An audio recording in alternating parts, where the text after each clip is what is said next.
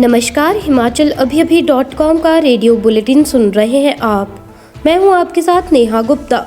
इस बुलेटिन में हम बात करेंगे प्रदेश भर की तमाम बड़ी खबरों के बारे में, लेकिन सबसे पहले नजर डालेंगे सुर्खियों पर।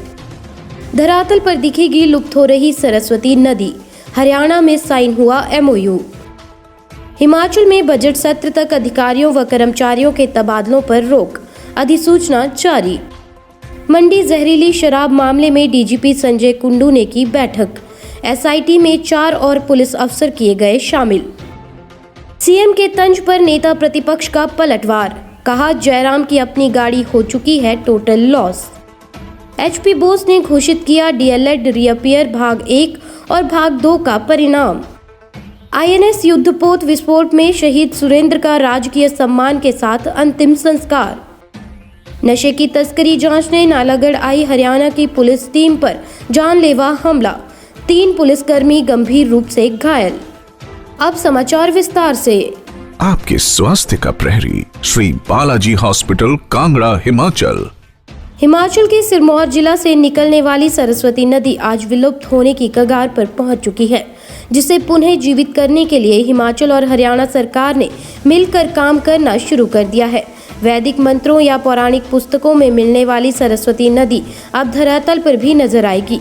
शुक्रवार को पंचकुला के सेक्टर 1 स्थित PWD रेस्ट हाउस में हरियाणा के CM मनोहर लाल और हिमाचल के CM जयराम ठाकुर की मौजूदगी में आदि बद्री बांध निर्माण के लिए दोनों राज्यों के मुख्य सचिवों ने राज्य सरकारों की ओर से समझौता ज्ञापन पर हस्ताक्षर किए।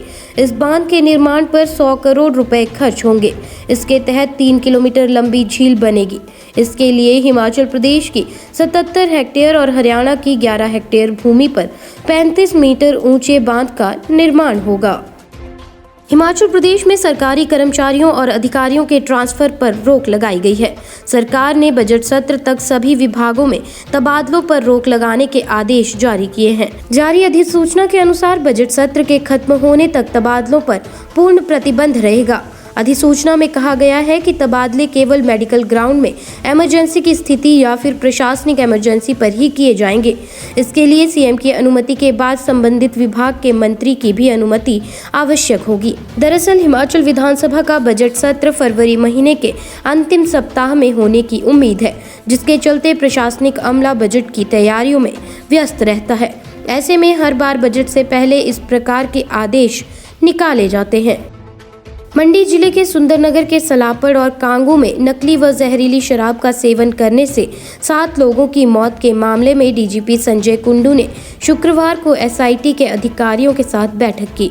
जहरीली शराब के तार बद्दी, परवाणु और ऊना से जुड़ने के बाद SP बद्दी मोहित चावला, SP ऊना अरजीत सेन के अलावा एडिशनल SP कांगड़ा और DSP परवाणु को भी SIT में शामिल किया गया है।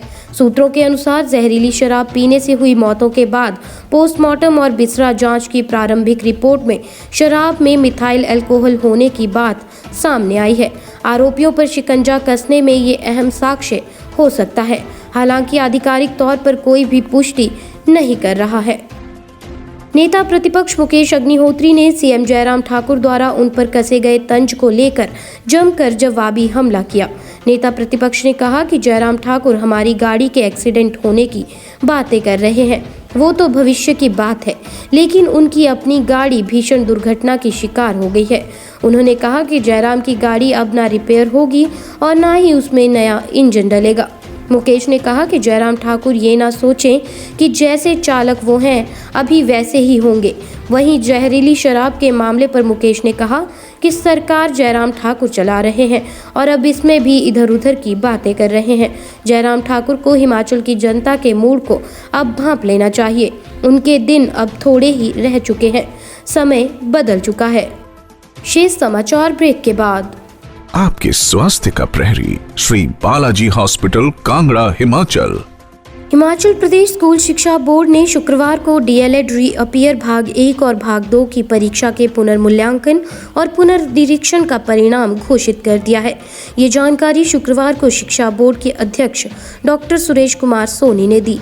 उन्होंने बताया कि ये परीक्षाएं अक्टूबर 2021 में हुई थी। संबंधित परीक्षार्थी पुनर्मूल्यांकन और पुनर्निरीक्षण का परिणाम हिमाचल स्कूल शिक्षा बोर्ड की वेबसाइट पर देख सकते हैं।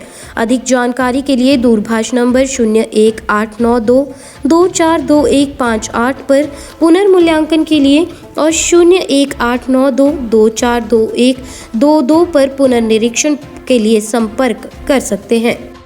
मां भारती की सेवा में शहीद हुए हमीरपुर जिले के बड़सर विधानसभा क्षेत्र के सुरेंद्र ढटवालिया का अंतिम संस्कार उनके पैतृक गांव के शमशान घाट जोर घाट में राजकीय सम्मान के साथ किया गया। इस मौके पर सैकड़ों लोगों ने नम आंखों से जवान को अंतिम विदाई दी। इस दौरान नौसेना के अधिकारी और प्रशासनिक और जिला पुलिस के अधिकारी मौजूद रहे। जब शहीद की पार्थिव देह घर पहुंची तो सुरेंद्र अमर रहे के नारों से समूचा क्षेत्र गूंज उठा। दिवंगत जाबाज का शव मुंबई से हवाई मार्ग से दिल्ली और दिल्ली से सड़क मार्ग से घर पहुंचाया गया। मंगलवार को युद्धपोत आईएनएस में हुए विस्फोट में 3 जवानों की दुखद मौत हो गई थी। ये हादसा मुंबई डॉकयार्ड पर पेश आया था। हिमाचल प्रदेश के नालागढ़ में एक नशा तस्करी के मामले की तफ्तीश करने आई हरियाणा पुलिस पर जानलेवा हमला करने का मामला सामने आया है।